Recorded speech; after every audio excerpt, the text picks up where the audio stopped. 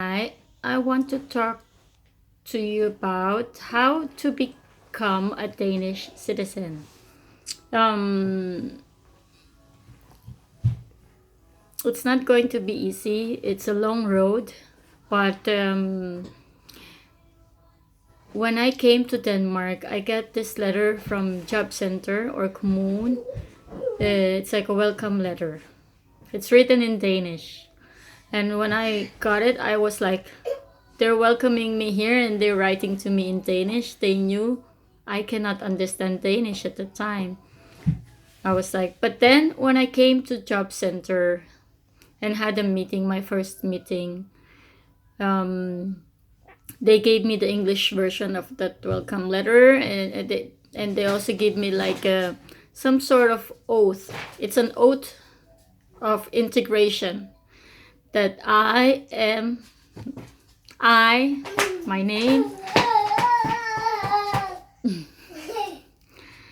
um, like I will integrate myself in Danish samfund. Yeah, yeah, the Danish society. I will learn the Danish language and be, yeah, part of the community. So I had the I had the list. I got also the list of what are the lists of requirements for me to get a permanent citizenship, because being married to a Dane will not guarantee you a Danish citizenship.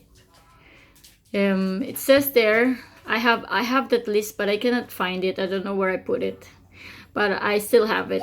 The first letter I got and the meeting I had with job center, I still have it. I had like a checklist that I have it like that was. Sorry, my son is noisy.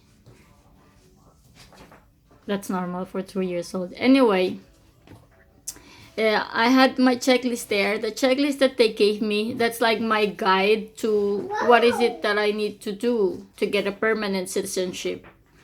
First, I focus on the language because I think that's the most important.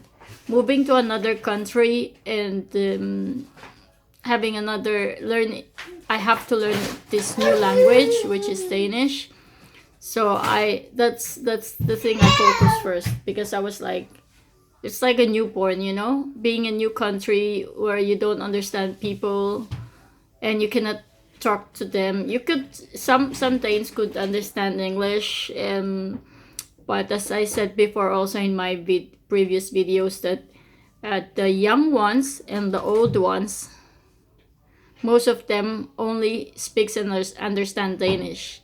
The middle ones, the teenage, or those who learn or had an English subject, well, they can speak English or understand English, but most of them would speak Danish to you. It's in the Philippines, if they see you as a foreigner, they would automatically talk to you in English. But here in Denmark, if they see you if they see you foreigner, you're a foreigner, they would still speak to you in Danish. Why? Because they would expect that you speak Danish. Living in this country, they're not that, I mean, there are still some foreigners who never learn the Danish language, but in general, they would expect that you understand Danish or that you could speak Danish, or they would never not think that you're new here or that you don't speak or understand Danish. Well, as I said, I have my checklist. So first, I focus on the Danish language. Then when I finish the language, then I like check it.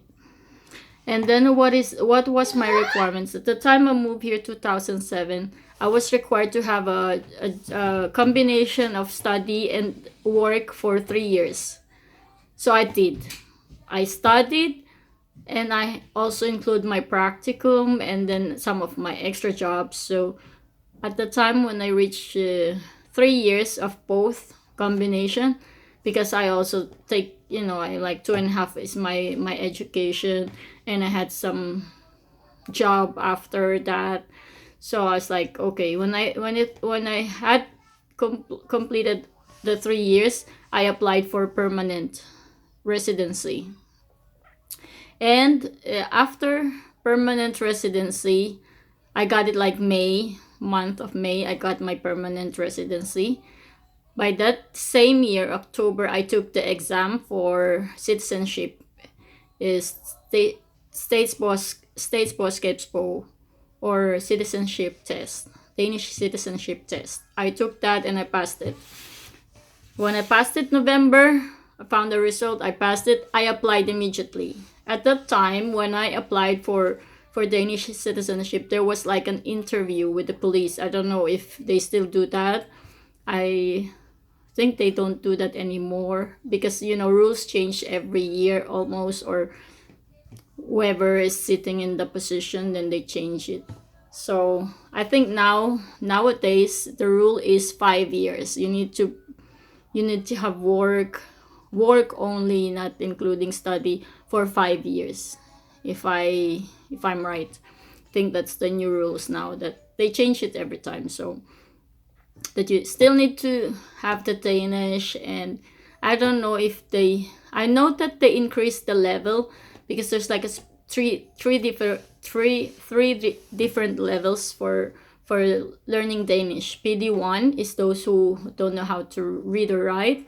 PD2 are the medium level, like they could read and they could write, but they did not have a long education in their country.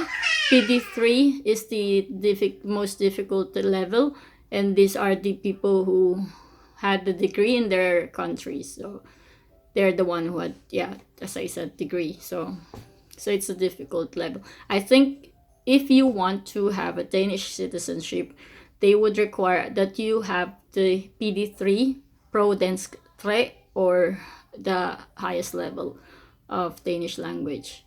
Yes. Yeah. And my advice to those who's going to move to Denmark or planning to have a citizenship,